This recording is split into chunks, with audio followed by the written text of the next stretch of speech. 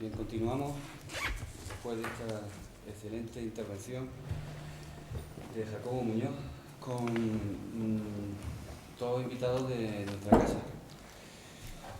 En lo sucesivo pues seguirán siendo de nuestra casa, que son Inmaculada Hoyos Sánchez y Óscar Barroso. Inmaculada pues ha sido siempre una alumna espectacular, esta de 10, para decirlo de modo redondo, y ahora disfruta de una beca postdoctoral. Está en Francia en una estancia. Realizó su tesis doctoral sobre Spinoza y las pasiones y ha escrito bastantes cosas. Para no robarles tiempo, pues remito a la página web que se ha elaborado para este encuentro con ellos. Bueno, pues muchas gracias, Luis.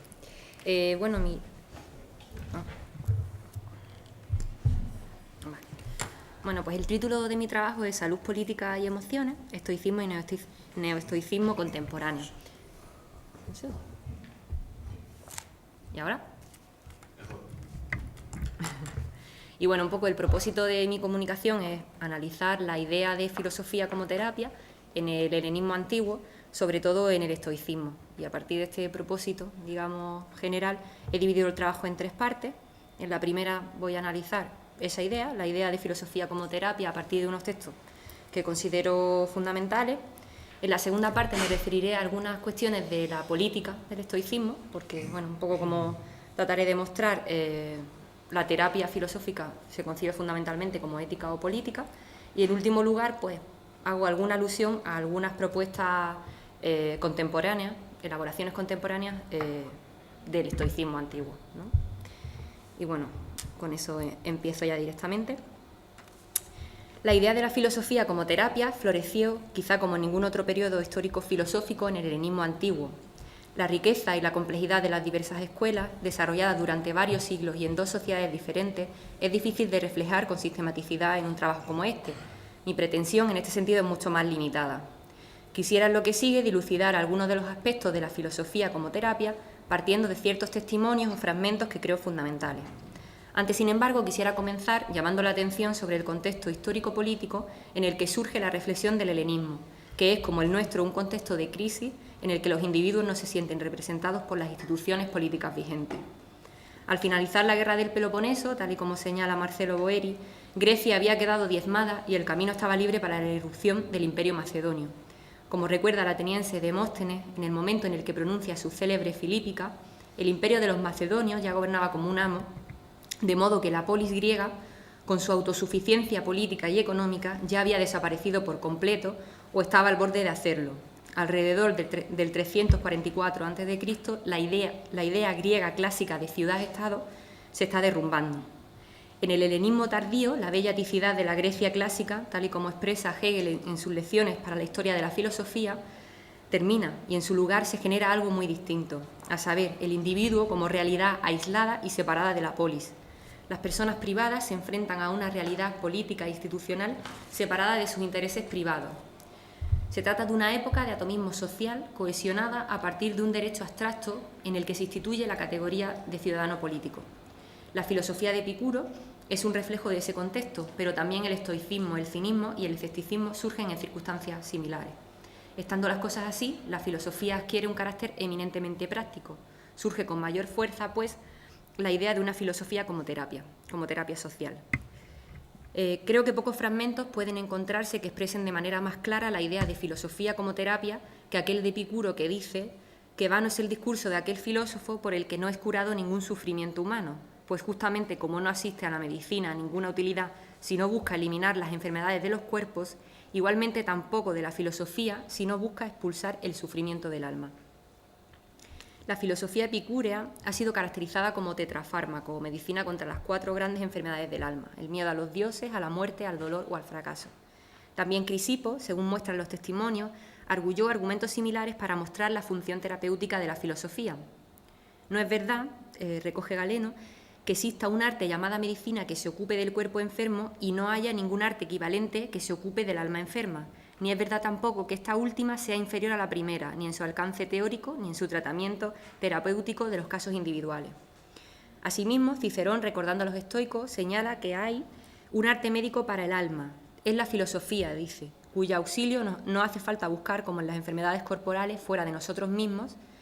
Hemos de empeñarnos con todos nuestros recursos y toda nuestra energía en llegar a ser capaces de hacer de médicos de nosotros mismos. En el periodo helenístico, la filosofía se concibe en analogía con la medicina, como terapia. Tal y como señala Martha Nussbaum, esto quiere decir que la filosofía es un arte de vivir, una techne viu, y no tanto una técnica intelectual elitista dedicada a la exhibición de los conocimientos propios. Además, la analogía con la medicina, común a las tres grandes escuelas del helenismo, no es simplemente una metáfora decorativa, sino que tiene una función heurística y justificativa de cómo ha de proceder concretamente el filósofo, de qué características debe tener un buen argumento terapéutico. Y es que, a decir de Nussbaum, el compromiso con la razón es esencial en la terapia de las escuelas helenísticas. Se trata de establecer argumentos válidos desde un punto de vista lógico. Este es un requisito no único, pero sí fundamental, que tienen que cumplir los argumentos. Antes que Martha Nussbaum, Pierre Hadot defendió que la filosofía antigua se caracteriza por lo que él denomina ejercicios espirituales, en la línea de las pratiques du soi Foucaultianas. Aunque a Hadot no le gusta el término que emplea Foucault, los ejercicios espirituales, tal y como él mismo los define, son prácticas destinadas a operar una transformación en el individuo, una transformación de sí. La tesis de Hadot es que la filosofía antigua es un ejercicio espiritual porque es en realidad un modo de vida, una forma de vida y, en último término, una elección de vida.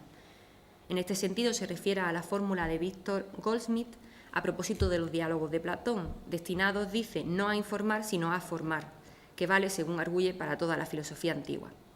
A diferencia de la filosofía moderna, cuyo fin es dar una explicación del mundo, el fin principal de un texto filosófico antiguo es transformar al oyente. Esta manera de entender la filosofía, es decir, como un modo de vida, se perdió desgraciadamente, dice Hadot, con el cristianismo, y aún hoy la filosofía sigue desligada de la vida cotidiana. En la lección inaugural que Merleau-Ponty ofreció en el Colegio de Francia, titulada Elogio de la Filosofía, se señala que todos los filósofos, o casi todos, no han dejado de reconocer como modelo a un hombre que ni escribía ni enseñaba, que se dirigía a aquellos que se encontraba en la calle y que tuvo dificultades con la opinión y los poderes. Merleau-Ponty enuncia el problema que aquí se plantea.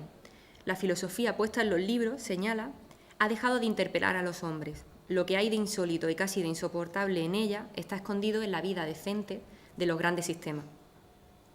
Este elogio de Sócrates, pronunciado a mitad del siglo XX, es eco de otro escrito por Plutarco 19 siglos antes.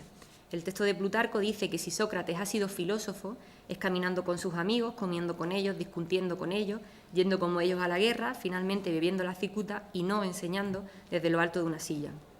La conclusión de Hadot es que a través de los siglos y sobre todo para los estoicos y los cínicos, Sócrates ha sido el modelo de filósofo porque para él la vida y la muerte son las principales fuentes de aprendizaje. Por otra parte, quisiera hacer hincapié en algo que, según creo, es una de las grandes enseñanzas de la antigüedad y especialmente del helenismo filosófico, y es precisamente la idea de que la filosofía es o debe ser una tarea que no puede separarse de la búsqueda de la felicidad del ser humano. En este sentido, Epicuro dice que la filosofía es una actividad que asegura una vida floreciente, eudaimon, por medio de argumentos y razonamientos. Y así es también para los estoicos. La filosofía se ocupa de la felicidad del ser humano, es decir, de su virtud o de su salud. Felicidad, virtud y salud son términos sinónimos en el planteamiento estoico. Hablar de terapia es, pues, hablar de ética y de política. A esta cuestión me referiré a continuación, pero antes quisiera precisar algo más a qué tipo de enfermedades se refiere concretamente la terapia filosófica. Si volvemos de nuevo a los textos citados anteriormente, el que recoge Galeno sobre Crisipo, según el cual hay un arte equivalente a la medicina del cuerpo, que es la medicina del alma, y el de Cicerón, que afirma claramente que la filosofía es esa medicina del alma, podemos decir que las enfermedades a las que se dirige la terapia filosófica son las propias del alma, y estas no son sino las creencias falsas. Ahora bien, creencias falsas son, por ejemplo, las pasiones. El estoicismo y, en general, el pensamiento antiguo mantiene una concepción cognitiva y normativa de las pasiones. Las pasiones son juicios falsos, es decir, son ideas de una razón desviada. Las pasiones son errores de la razón, enfermedades del alma. Ellos opinan, dice Diógenes Laercio, refiriéndose a los estoicos, que las pasiones son juicios, según afirma Crisipo en su Sobre las pasiones. Por ejemplo, la avaricia es la suposición de que el dinero es bello e igualmente la embriaguez, la incontinencia y las demás. En concreto, los estoicos mantienen que las pasiones son juicios que conceden falsamente un alto valor moral a los objetos externos sobre los que nosotros, humanos, no tenemos control absoluto. Luego volveré a esta cuestión. De momento lo que quiero subrayar es que la terapia filosófica, tal y como la conciben los estoicos, está dirigida a combatir las creencias falsas en que consisten las pasiones. De hecho, tal y como señala Martha Nussbaum, una de las razones por las que creen que la filosofía es el argumento mejor equipado para tratar con las enfermedades humanas es que creen que la filosofía, es decir, el razonamiento y la argumentación, es lo que se necesita para diagnosticar y modificar las pasiones. Por otra parte, el otro aspecto sobre el que quiero llamar la atención es que las pasiones contra las que va dirigida la filosofía o terapia tienen un origen social.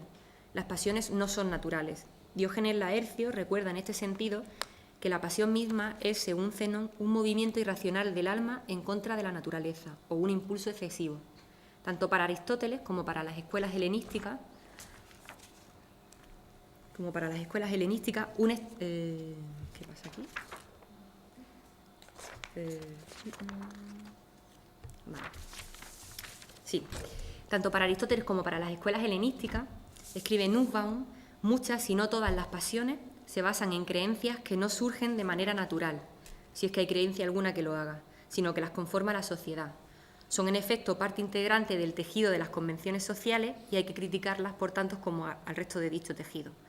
Por tanto, si las pasiones o creencias falsas en las que residen las enfermedades tienen un carácter social, habrá que elaborar una terapia que actúe en ese nivel, es decir, que no solo se centre en el individuo, sino en los contextos sociales y políticos en los que aquel está inscrito.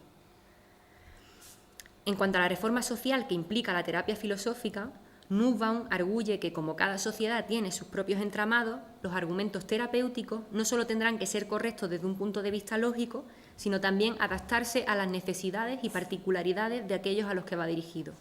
Un argumento puede ser simple y correcto desde un punto de vista lógico, e incluso interesante desde un punto de vista académico, pero si no es capaz de arrastrar a su audiencia a la práctica, es en cuanto tal un argumento filosófico defectuoso. La filósofa norteamericana se refiere precisamente a un texto de Cicerón en el que se critica a los estoicos por haber fracasado en este carácter fundamental de su tarea. Sus estrechos argumentillos silogísticos, escribe Cicerón, pinchan a sus oyentes como agujas. Aun cuando estos asienten intelectualmente, no experimentan ningún cambio en sus corazones, sino que se marchan tal y como vinieron. Lo dicho es quizá verdad, y sin duda es importante, pero el argumento lo trata de manera excesivamente trivial y no como se merece. La propia Nussbaum señala en este sentido que la filosofía médica, aunque comprometida con el razonamiento lógico y con rasgos propios del buen razonar, tales como la claridad, la coherencia, el rigor, necesitará a menudo buscar técnicas más complicadas e indirectas, psicológicamente más estimulantes, que las propias del argumento deductivo o dialéctico convencional. Ella piensa en concreto en técnicas retóricas y narrativas que estimulan la memoria y la imaginación. En otras palabras, escribe, lo que la filosofía practicada al estilo médico necesita es una concepción de las complejas interacciones humanas de carácter filosófico, y para ello necesita pensar en los usos de la imaginación, en la narración, la comunidad, la amistad, las formas retóricas y literarias en que un argumento puede penetrar efectivamente. No obstante, todo ello corresponde a una elaboración contemporánea del helenismo y en concreto del estoicismo. Sin embargo, es interesante considerar antes qué es lo que en el ámbito político dijeron los estoicos antiguos. Con eso paso a la segunda parte. La crítica de las instituciones políticas y de la sociedad enferma debe hacerse a partir de una idea de sociedad y de política normativa, es decir, una idea de lo que sería una política sana. En este sentido, el estoicismo antiguo encontró en el gobierno del sabio, que no del filósofo, el elemento definitorio de la salud política del Estado. Su idea es que un Estado, para estar sano o ser virtuoso, ha de estar gobernado precisamente por aquellos que ya lo son, es decir, los sabios, solo los sabios. Diógenes Laercio dice que para los estoicos solo el hombre sabio es libre, mientras que los inferiores son esclavos. Junto con ese ser libre, el sabio es también el rey, pues la monarquía es la regla según la cual no hay que rendirle cuentas a nadie, y esto ocurre solo entre los sabios, como dice Crisipo en su obra sobre el uso propio de la terminología de Zenón. Pues él dice que el gobernante debe tener conocimiento de lo que es bueno y malo, y el hombre inferior no lo tiene. De este modo, solo el sabio es poseedor de los oficios públicos, solo el sabio juez y orador, mientras que los inferiores no lo son. Ahora bien, el planteamiento político de los primeros estoicos tardó poco tiempo en ser objeto de crítica, y es que el sabio, tal y como los propios estoicos sabían, es raro y casi imposible. Ciertas matizaciones intentaron entonces introducirse a través del importante tema de la amistad.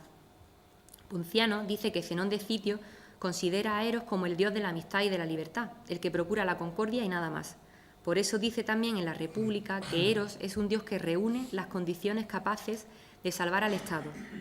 Fin de la cita. Ahora bien, esta solución tampoco llegó muy lejos, pues en realidad los estoicos defendían que la amistad solo es posible entre los sabios.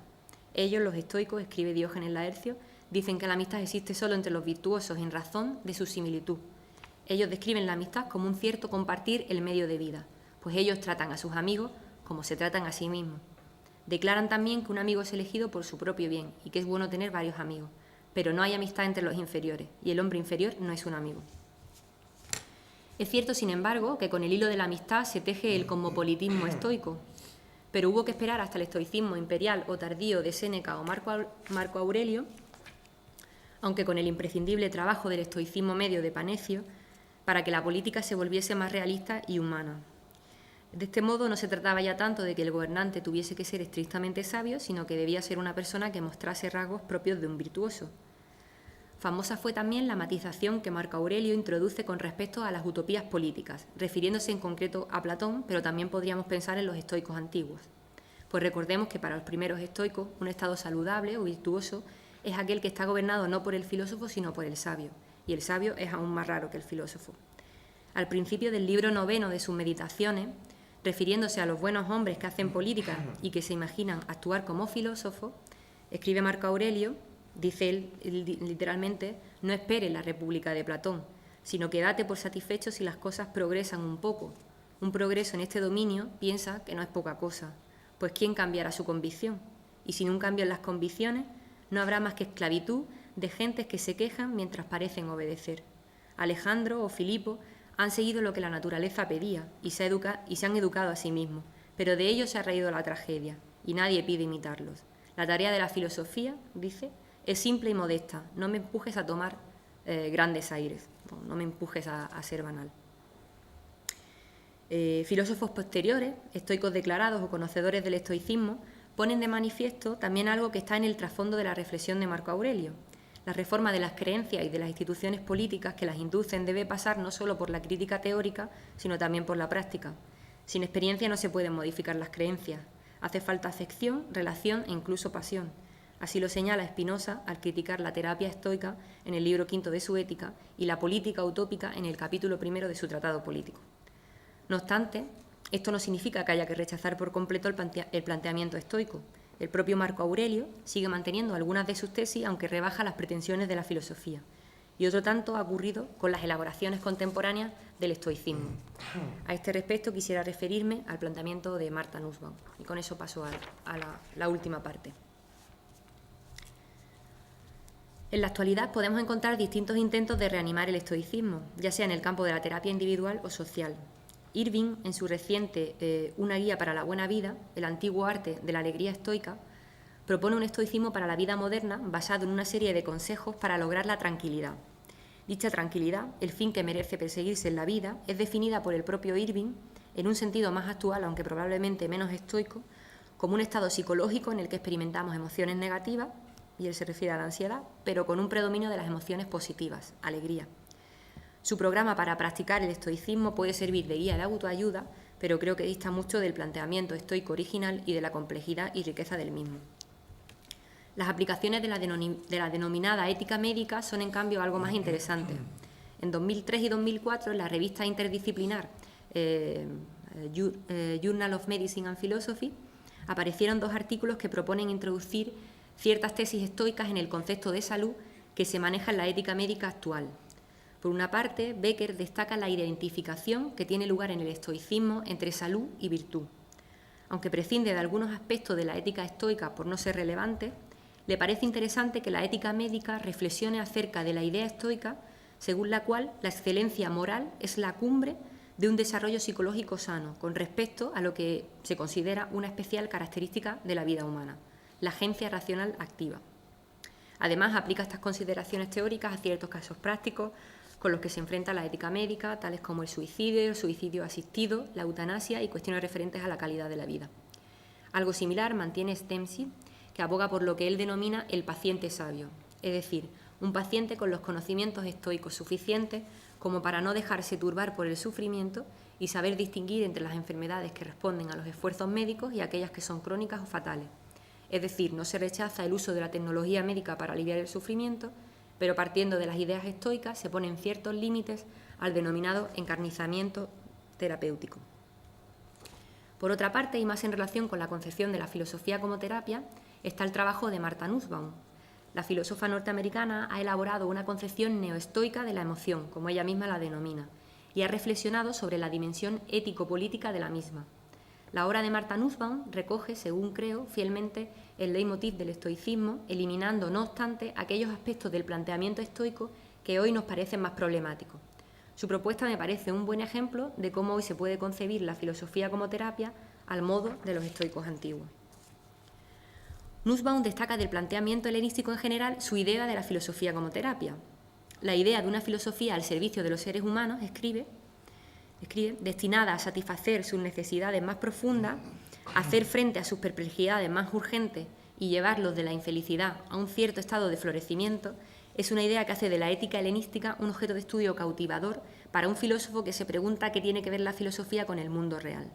La filosofía misma, sin dejar de ser lo que es, cumple funciones sociales y políticas que aportan algo al mundo mediante la aplicación de sus métodos y técnicas característicos. El profundo interés que la filosofía helenística y especialmente el estoicismo mostró hacia las emociones les hizo buscar una nueva y compleja manera de entender la psicología humana, y eso le permitió elaborar complejas estrategias para hacer frente a su objeto de estudio y nuevas concepciones de lo exigido por el rigor y la precisión filosófico. En este sentido, Nussbaum destaca que la ética helenística es muy diferente de la filosofía moral, mucho más elitista y académica, que se ha practicado a veces en el seno de la tradición occidental.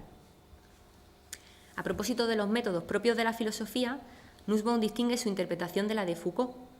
La filósofa norteamericana está de acuerdo con la tesis que Foucault expone en el tercer volumen de Historia de la Sexualidad, de acuerdo con la cual los filósofos en el periodo helenístico no solo impartían lecciones, sino que efectuaban complejas prácticas de formación del yo. La filosofía en ese periodo puede entenderse pues como un conjunto de techniques du soi para la formación de un cierto tipo de yo. Ahora bien, Nussbaum objeta que también los movimientos religiosos y la magia proporcionan un arte de vivir. Lo que distingue la contribución de los filósofos, escriben, es que estos afirman que la filosofía y no cualquier otra cosa es el arte que necesitamos, un arte que se ocupa de los argumentos válidos y correctos, un arte comprometido con la verdad. Fin de la cita. Este compromiso con la razón es lo propio de la terapia filosófica estoica, según la tesis de Nussbaum. De hecho, una de las preguntas fundamentales a las que trata de responder su trabajo es por qué ha sido necesario pensar que el uso filosófico de la razón es la técnica mediante la cual podemos llegar a ser verdaderamente libres. Ahora bien, tampoco el planteamiento de Nussbaum sigue la filosofía helenística y en concreto al estoicismo en todos sus aspectos y procedimientos. Nussbaum comparte plenamente el compromiso práctico de estos filósofos, pero este compromiso va unido a un aspecto que ya le resulta más problemático, a saber, su defensa de diversos tipos de distanciamiento y liberación de las pasiones. Ambos compromisos le parecen, en principio, independientes uno del otro, pero reconoce que no se pueden entender las propuestas de terapia filosófica del estoicismo sin enfrentarse a sus doctrinas normativas a favor del distanciamiento. La propuesta neoestoica de Martha Nussbaum parte de la descripción de las emociones que nos ofrecen los estoicos, es decir, de su idea de que las emociones no son impulsos ciegos sin conexión con nuestros pensamientos, sino que son respuestas inteligentes a la percepción del valor, evaluaciones o valoraciones cognitivas. Ahora bien, partiendo de esta descripción de las emociones, Nussbaum propone alterar la concepción normativa del estoicismo antiguo y refinar su teoría ética y política, incluyendo precisamente las emociones como una parte del propio pensamiento ético y político, y no solo como un mero apéndice psicológico que hay que considerar, o bien para potenciar o para extirpar. Se sigue atendiendo al precepto estoico de criticar racionalmente las emociones, es decir, no se les concede una inmunidad ciega, pero sí se considera una parte central de una teoría ética y política adecuada, es decir, de una terapia filosófica apropiada, el desarrollo de una teoría apropiada de las emociones, incluyendo sus fuentes culturales, su historia y funcionamiento en la vida cotidiana de los seres humanos que tienen apego a cosas que existen fuera de sí mismos. En lugar de concebir la moralidad, escribe Nussbaum, como un sistema de principios que el intelecto imparcial ha de captar y las emociones como motivaciones que apoyan o bien socavan nuestra elección de actuar según esos principios, tendremos que considerar las emociones como parte esencial del sistema de razonamiento ético. No podemos obviarlas razonablemente una vez que reconocemos que las emociones contienen juicios que pueden ser verdaderos o falsos y pautas buenas o malas para las elecciones éticas. Y otro tanto cabe decir de la política. La comprensión del bien humano, arguye Nussbaum, influye en nuestras deliberaciones sobre cómo puede contribuir la política al florecimiento humano o a la felicidad. Concebir las emociones como elementos esenciales de la inteligencia humana y no como meros apoyos o puntales de la inteligencia nos proporcionará unas razones especialmente poderosas para fomentar las condiciones del bienestar emocional en una cultura política, pues esta concepción implica que sin desarrollo emocional una parte de nuestra capacidad de razonar como criaturas políticas desaparecerá. He aquí, pues, una de las muchas tareas que puede desempeñar la filosofía como terapia hoy, una filosofía como terapia concebida al modo de los antiguos maestros estoicos.